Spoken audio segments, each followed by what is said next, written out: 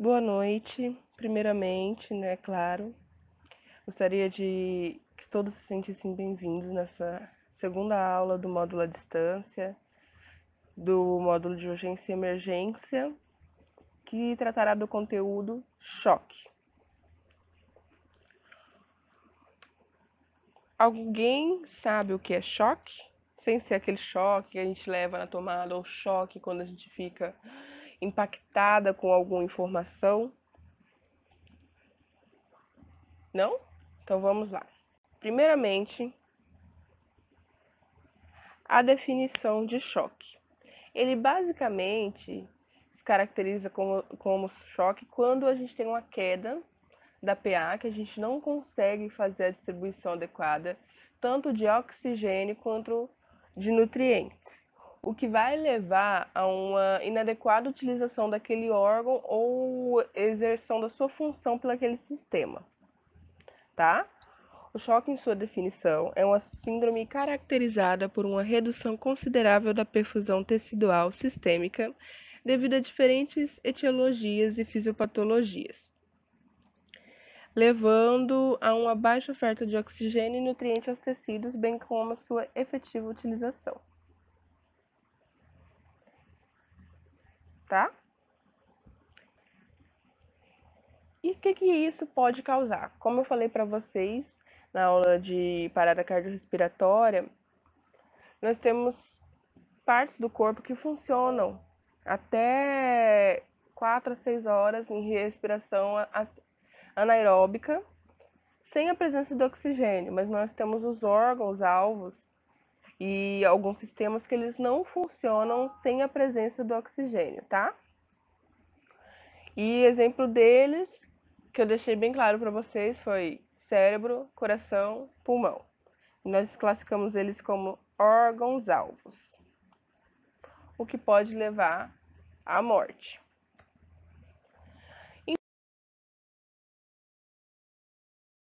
Ele tem suas classificações. Ele pode ser por obstrução, por falta de volume, por N motivos. Por sepse, que também diminui o nível de perfusão, porque ele acarreta numa queda brusca da PA, tá? Então vamos lá. Pode ser classificado em 4 principais baseados tradicionalmente no seu perfil hemodinâmico. Hemodinâmico, PA, tá? Tudo que vai lembrar vocês a controle de sinais vitais, geralmente acarreta no hemodinâmico. Ele pode ser PA, por batimentos cardíacos, frequências cardíacas, tá?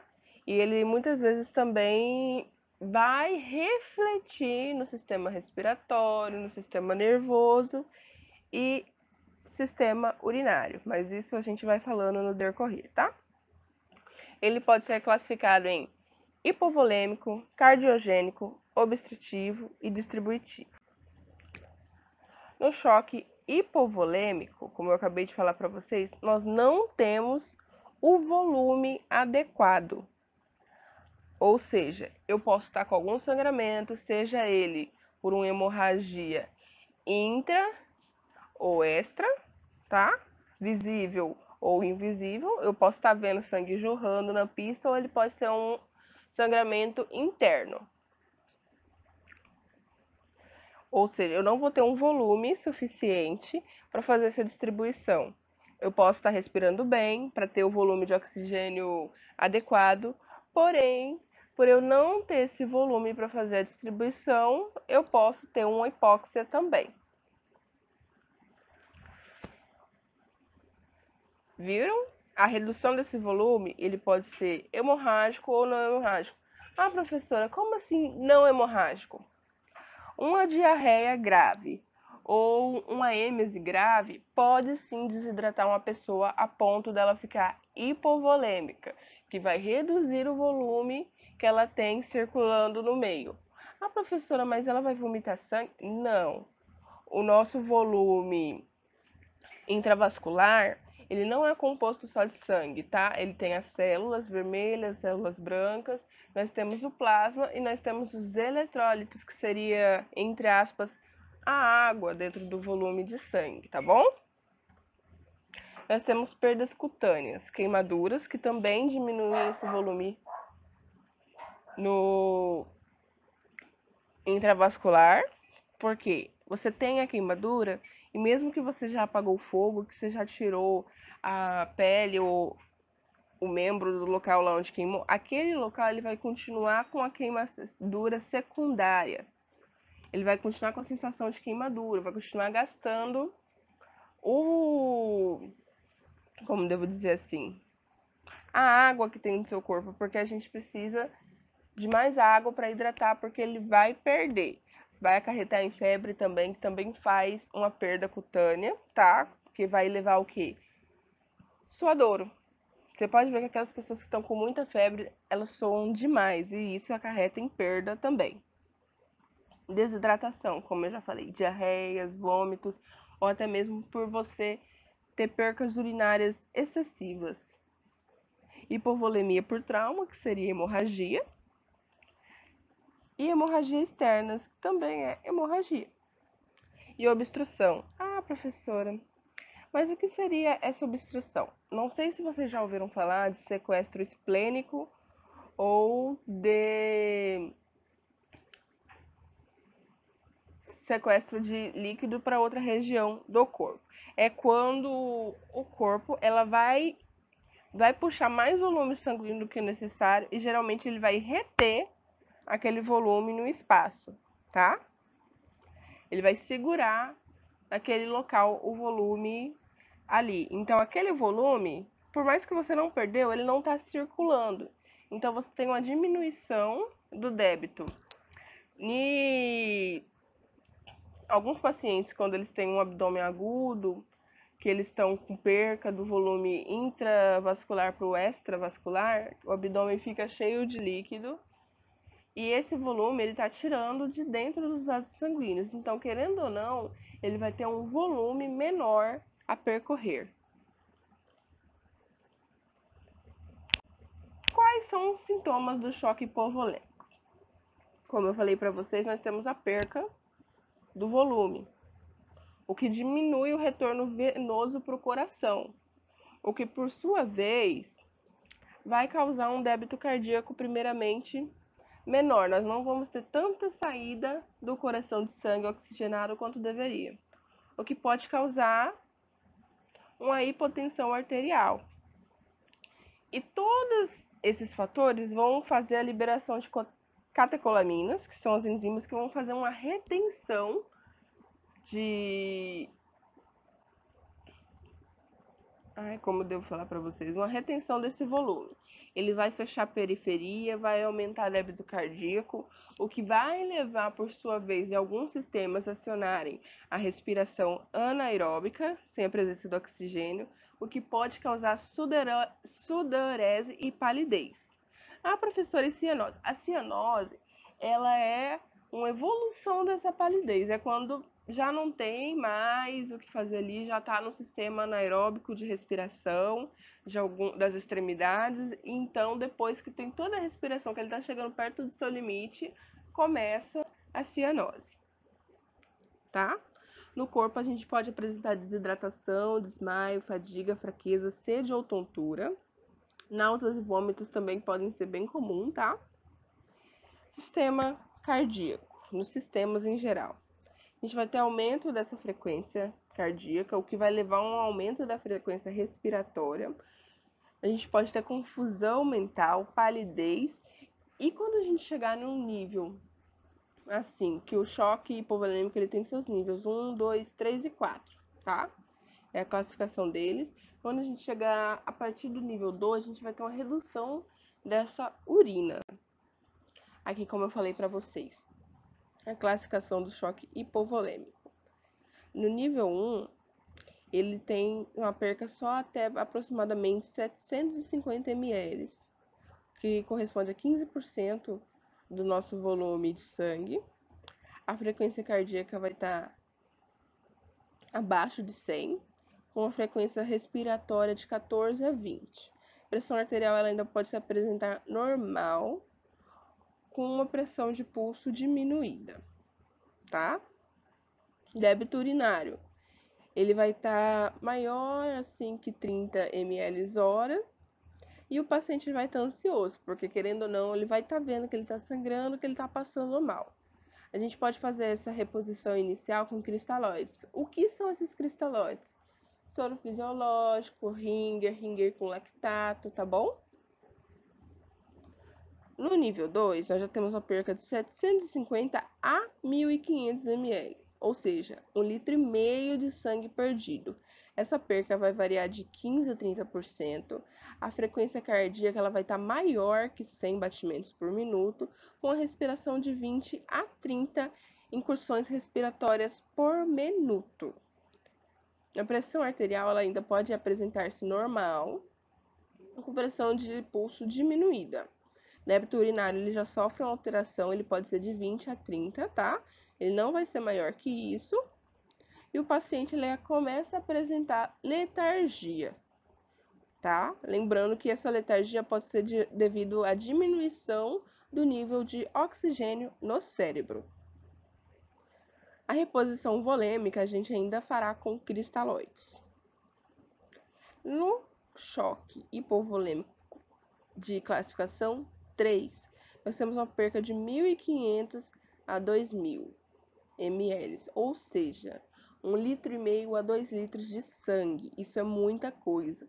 Representa de 30 a 40% do nosso volume de sangue circundante e a nossa frequência cardíaca vai estar acima de 120. Com funções respiratórias de 30 a 40 e pressão arterial diminuída.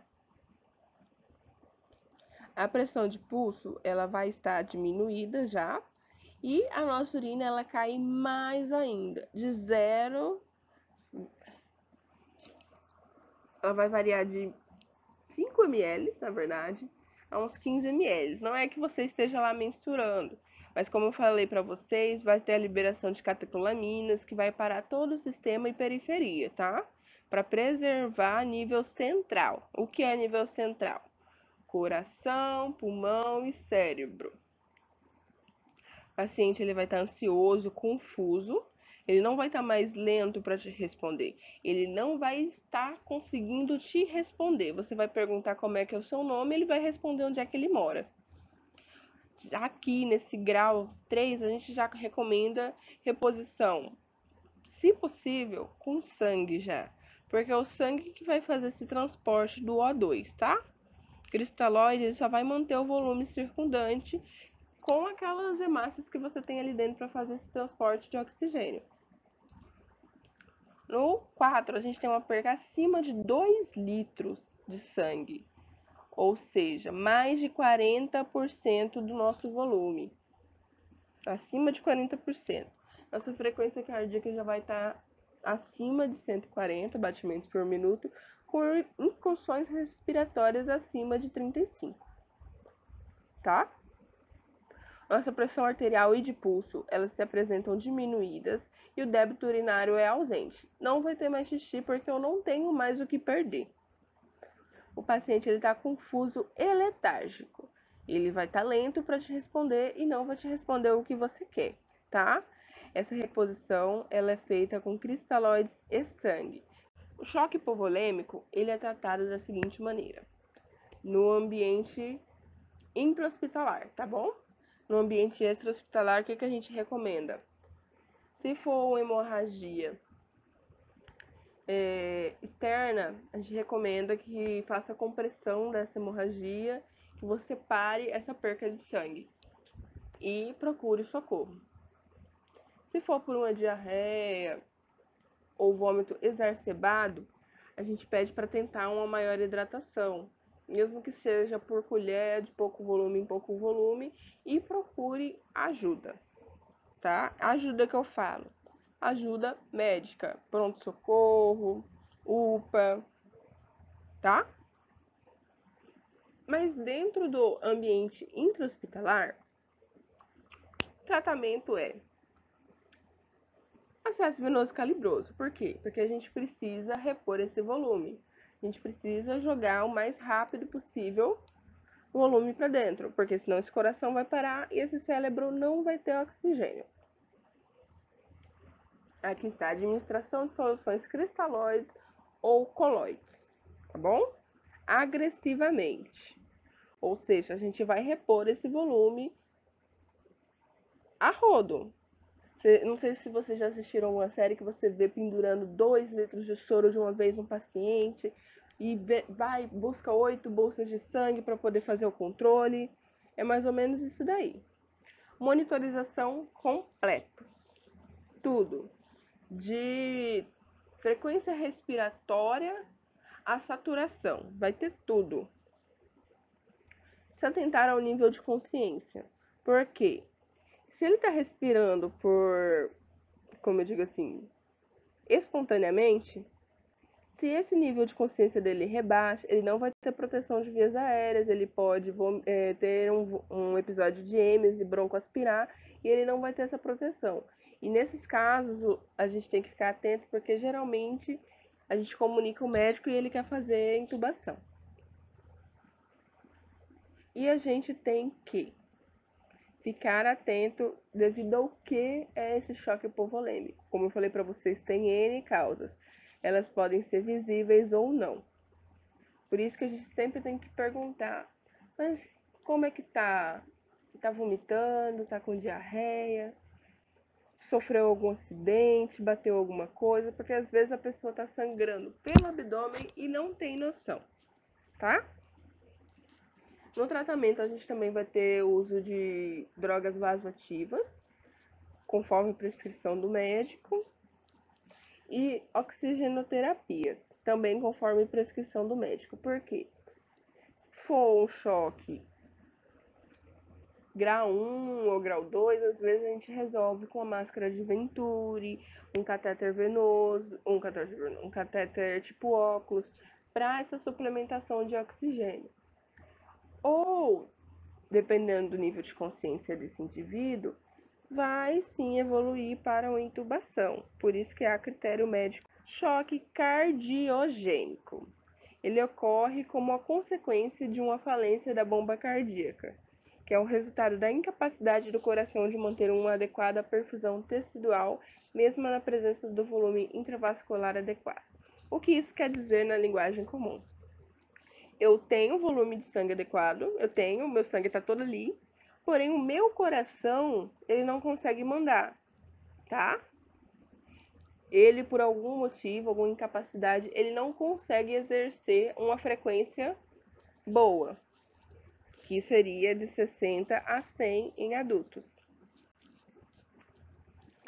Pode ser por insuficiência de ventrículo esquerdo, infarto do miocárdio, miocardiopatia, miocardite, disfunção miocárdica da sepse, lesões valvares, shuts, arritmias e aneurismas ventriculares. Ou seja, o problema no choque cardiogênico é no coração, tá? No coração. E o problema no choque hipovolêmico é no volume, é o que anda através das veias que a gente não tem, tá bom? Sinais e sintomas, dependendo da causa. Por quê? Se for um infarto, a gente vai ter dor, a gente vai ter parestesia, que é aquela sensação de formigamento, de amortecimento do membro, geralmente dos braços, tá? Se for devido também a um pico de pressão, a gente vai ter dor de cabeça, pressão elevada. Por isso que depende da causa. Que aí a gente vai ter uma queda da oxigenação com a frequência maior e uma dispneia, tá? Aí, dependendo do que causou esse choque cardiogênico, a gente vai ter os sinais e sintomas. Por quê? Se é isquemia miocardiana, um infarto, a gente vai ter alterações de eletro, alterações de ultrassom, de coração, de enzimas cardíacas em exames laboratoriais. Por isso que depende. Geralmente, médico que vai conseguir dar a certeza desse choque cardiogênico. A gente pode ver os sinais nos sinais vitais, que seria frequência, PA, oxigenação, tanto frequência respiratória quanto cardíaca, quando falo frequência, tá? Tudo vão estar alteradas. Para maior, pode ser que sim, porque o cardiogênico geralmente vai estar menor a frequência cardíaca em algumas causas. Primeiramente, ele vai dar aquela frequência cardíaca menor, porque ele não está contraindo direito, vai ter liberações de enzimas que vai fazer uma maior contratibilidade, ou seja, ele vai contrair mais vezes, o que vai aumentar a frequência cardíaca, mesmo que ele não esteja se contraindo inteiro, o que pode levar, sim, a frequência cardíaca alterada, tá?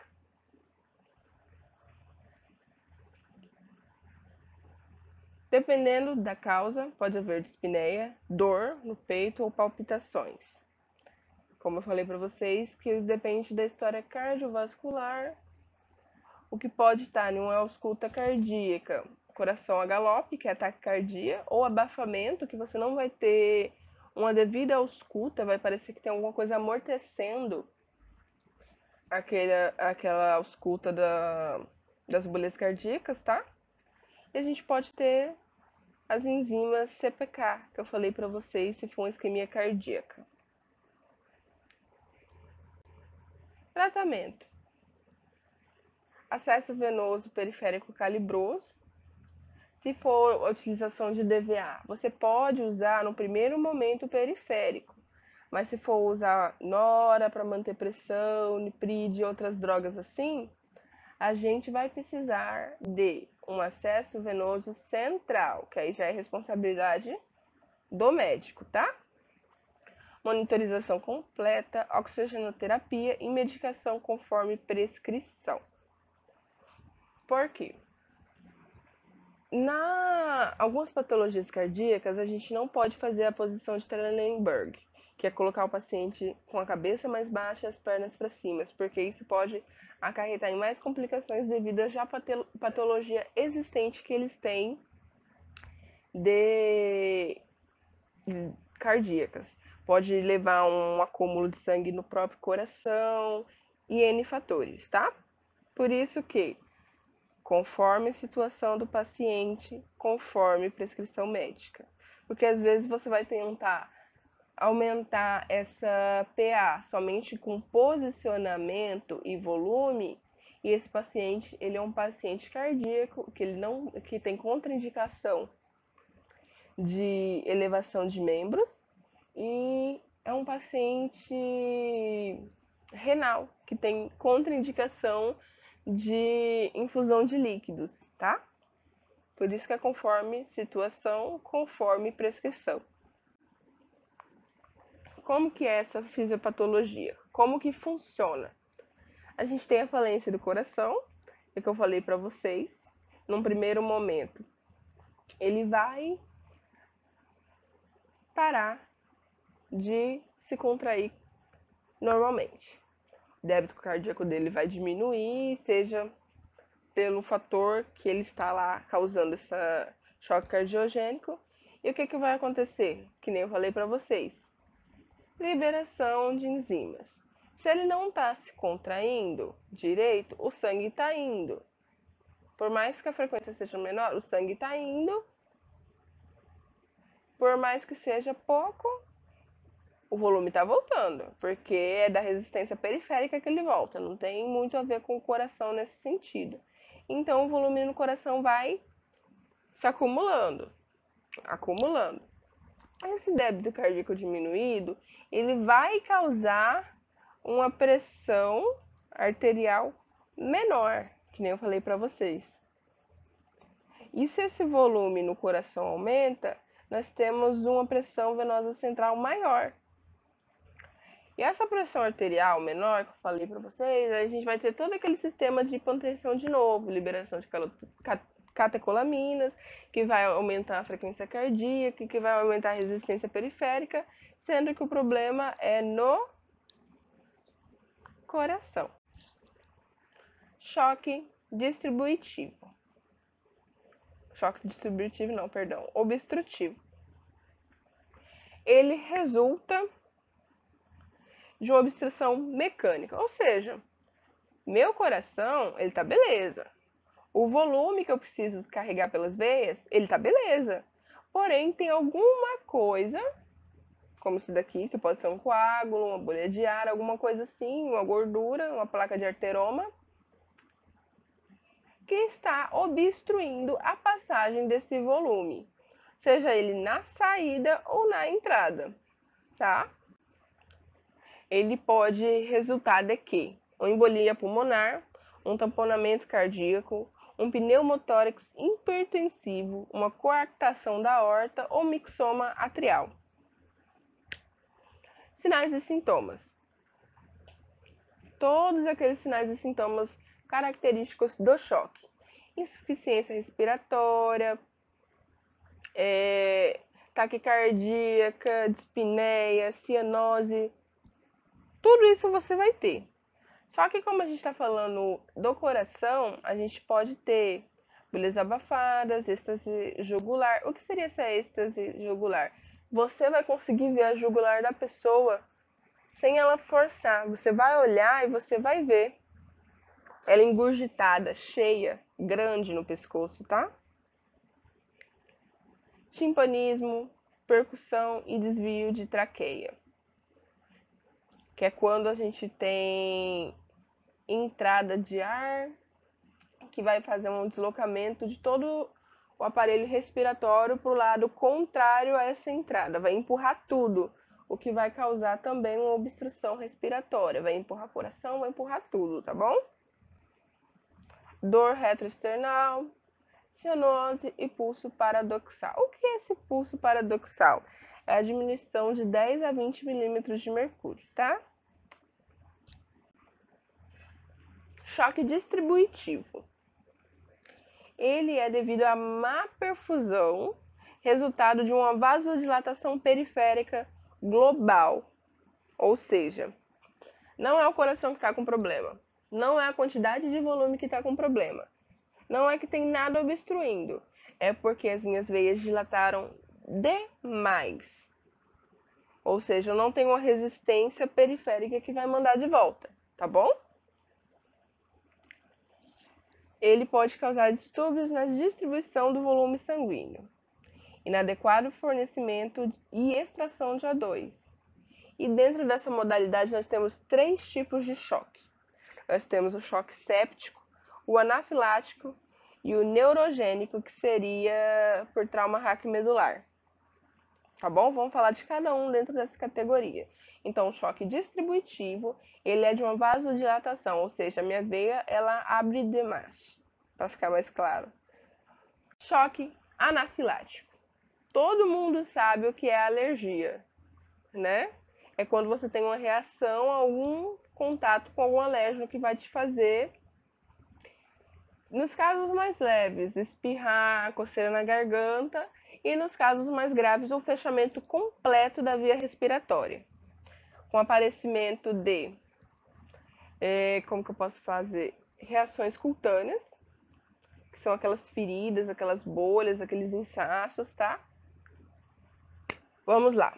O choque anafilático, o paciente sofre uma reação alérgica a ser exposto a um antígeno que é previamente sensível. No contato prévio, ele vai ter essa produção de IgE que vai causar essa memória imunológica que, quando ele tiver contato de novo, ele vai ter uma reação alérgica. Por exemplo, professor, eu comi manga uma vez, gostei, achei deliciosa e não comi mais. Depois dos 3 anos que eu fui comer manga, eu tive uma reação alérgica, mas eu já tinha comido manga. Sim, às vezes no primeiro contato, o organismo vai identificar aquela comida, aquele patógeno, aquele poeirinha de ácaro como uma coisa que você tem alergia, tá? Então, no seu próximo contato com a mesma substância, você vai ter os sintomas alérgicos ou anafiláticos, se for uma reação mais grave, tá bom?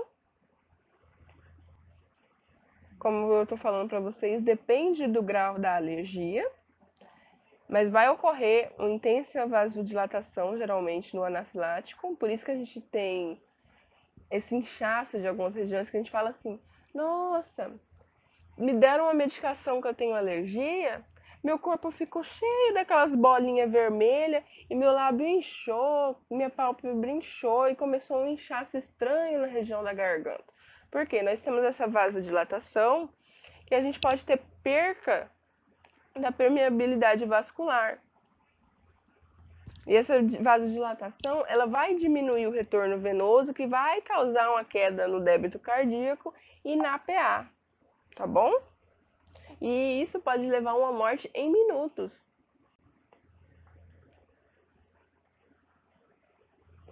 No choque anafilático, que é uma das modalidades do choque distributivo, nós temos, pode ser uma dor no abdômen ou no peito, tá? Tanto pelos sintomas respiratórios quanto por outros sintomas.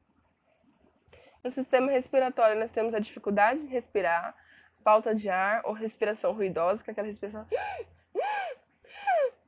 respiração rápida e curta, tá? Ou respiração sibilante. Ou então, quando a gente tem o trancamento total das vias aéreas, nós podemos ter a apneia, que é a ausência total de respiração, tá bom? Na pele, nós temos as erupções, os inchaços sob a pele azulada por má circulação, que seria a nossa cianose, ou urticárias, como a imagem demonstra aqui. No corpo, nós podemos ter desmaio, uma baixa PA, rubor ou tontura. Congestão ou espirros, que eu falei para vocês nos casos mais leves, nós temos como se fosse, abre aspas, um espirro de gripe, uma coceira na garganta, como se você fosse ficar gripada, mas na verdade é alergia, tá? No aparelho gastrointestinal nós temos náuseas e vômitos. Na fala nós temos espasmos das cordas vocais ou dificuldade na fala. Por quê? Nós estamos tendo dificuldade de respirar. As cordas vocais, elas ficam no aparelho do sistema respiratório. Quando tem a passagem do ar, para a gente poder expirar, nós temos a vibração dessas cordas vocais, tá? Então, se nós estamos tendo dificuldade para respirar, a gente vai ter dificuldade para falar também. Ainda mais que na garganta, aqui no pescoço, nessa região, nós estamos tendo inchaço e início do trancamento das vias aéreas.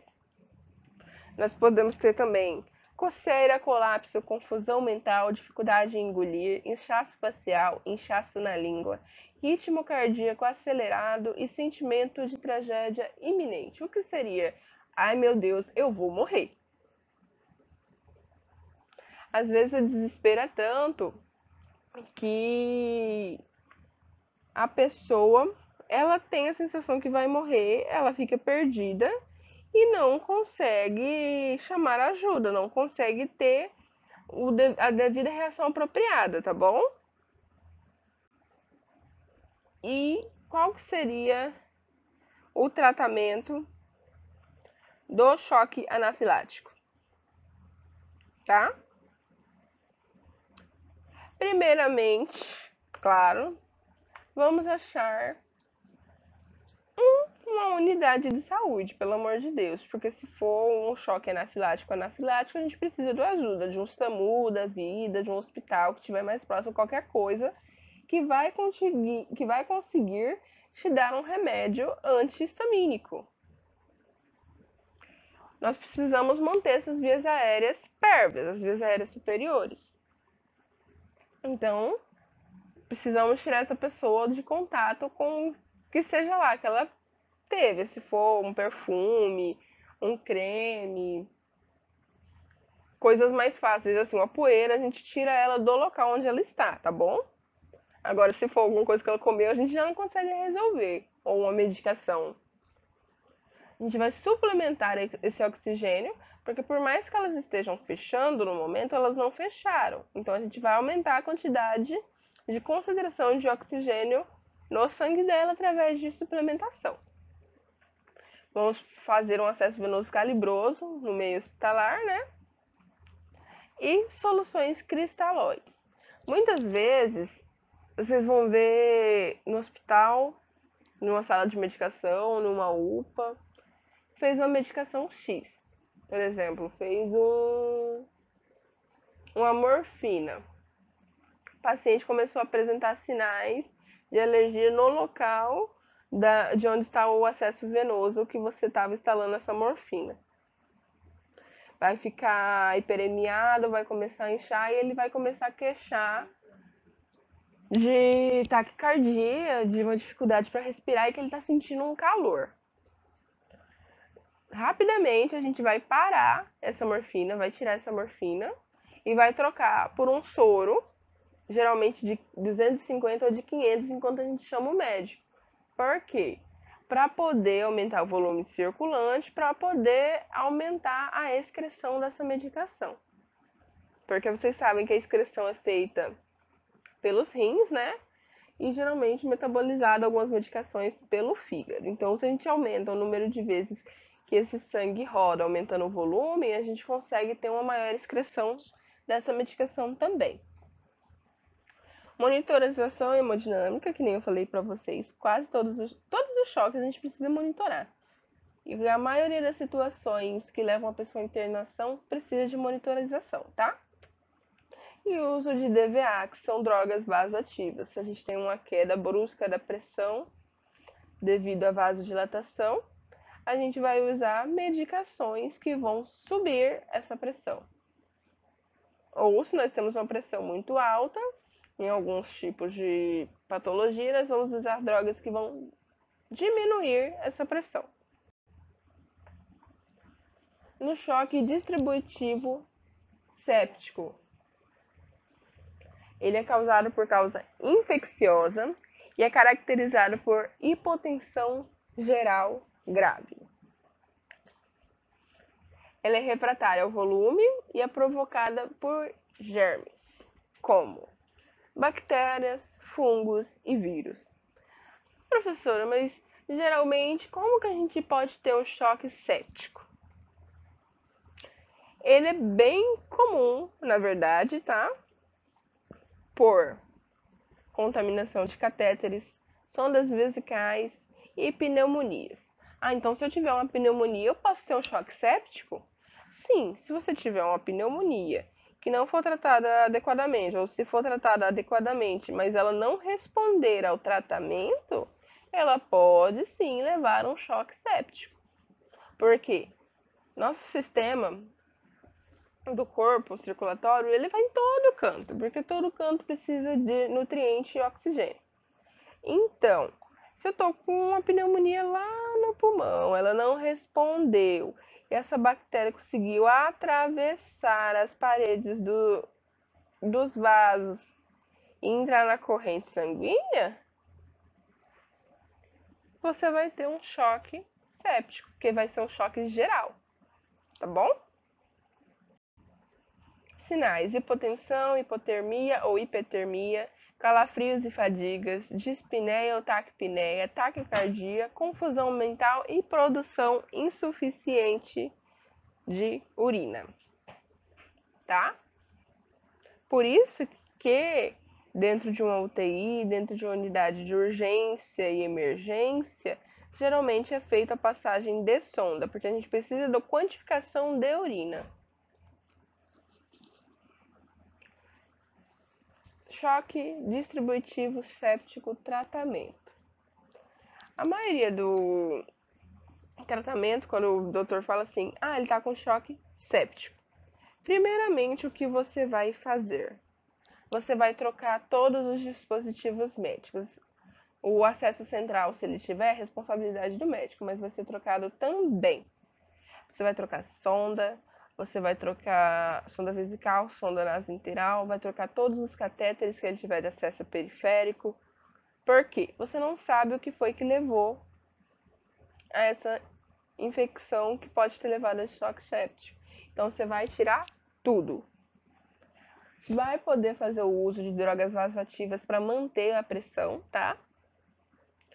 Vai colocar em suporte ventilatório e antibiótico terapia. horários rigorosos para poder ter um efeito, como Deus fala assim, homogêneo, para poder seguir o pico de ação do remédio, tá? Monitorização completa. E no choque distributivo, nós temos o choque neurogênico, que eu falei para vocês, que tem a ver com trauma raquimedular. Esse choque está relacionado ao trauma na medula ou tronco encefálico, que vai ter uma inibição do tônus vascular, hipoxia pela depressão, que pode ser por drogas ou anestesia, que também é um tipo de droga, né? Ou choque hipoglicêmico, caracterizado por perda da função vasomotora do sistema nervoso simpático, que vai criar uma vasodilatação severa, com distribuição inadequada do volume. Vocês já viram, né, que tanto no choque séptico, quanto no choque neurogênico e no choque anafilático, o problema é que ele faz uma vasodilatação severa que vai diminuir o retorno desse sangue. Se eu tenho pouco retorno, eu tenho um pouco débito, o que vai causar uma PA baixa, o que vai causar uma má distribuição, tá? No choque distributivo neurogênico, nós temos as causas. Pode ser lesão da medula espinhal, anestesia espinhal, lesão do sistema nervoso, efeito depressor de medicamentos ou uso de drogas ou hipoglicemiantes. Por quê? Vocês já ouviram falar de esse paciente ele parou porque ele fez hipoglicemia? Acontece, tá? Que a hipoglicemia também vai ter um efeito vasodilatador, que você não tem energia. Se você não tem energia, você não trabalha. Sinais e sintomas: pele seca e quente, hipotensão, bradicardia, parestesia, hiperextensibilidade. O que seria essa hiperextensibilidade? Significa que um membro que não deveria fazer o movimento para trás, está fazendo. E o membro que não deveria fazer o movimento para frente, ele está fazendo. Ou então, o dedão. Se você coloca a mão reta, o seu dedão ele não deveria conseguir tocar no seu braço, com a palma virada para frente, os dedos para cima e o seu dedão para frente. Ele não deveria conseguir tocar no seu braço, porém ele está tocando, tá? Isso é uma hiperextensibilidade. Abolição de reflexos. Nós temos uns reflexos que são desde o nascimento, tanto o palmar quanto o plantar. Que quando você faz um estímulo na planta dos pés, você deveria receber uma resposta, seja ela da abertura dos dedos ou o que for. Não vai ter mais esse estímulo. Você vai dar o estímulo, você não vai ter a resposta desse estímulo, tá bom? E o tratamento? Você vai fazer a imobilização. Imobilização, sim, porque se for uma lesão reversível, se você não imobiliza, ela só vai piorar. Se for por exemplo, trincou, vamos dizer assim, fissurou a vértebra 4 da lombar ou a vértebra T11 da torácica. Se for uma lesão reversível, se você imobiliza o paciente na hora que você acha ele, você pode conseguir reverter, seja por cirurgia, por repouso ou o que for que o médico indicar. O que pode melhorar e minimizar esse choque, tá? E você não vai piorar ele, lembrando isso. Suporte ventilatório. Dependendo da altura e do local que foi esse trauma, por exemplo, se foi na parte posterior da cabeça, lá no occipital, você pode ter lesão de tronco encefálico, que controla suporte ventilatório. Então, você vai ter que colocar esse paciente em suporte. Vai ter que monitorizar tudo, porque cérebro é o que controla tudo, desde pressão a temperatura. Então, se você tem uma lesão aqui, você vai ter problema aqui. Acesso venoso calibroso e DVA conforme prescrição médica. Porque se eu tô tendo um problema com vasodilatação, eu vou ter que usar drogas vasoativas.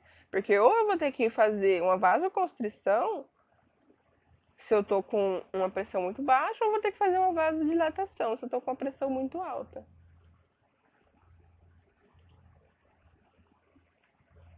As demais condutas dependem do agente lesionante, que nem eu falei para vocês. Se for uma lesão aqui, eu vou ter uma conduta. Se for uma lesão aqui, eu tenho outra conduta, tá? E aqui estão as referências.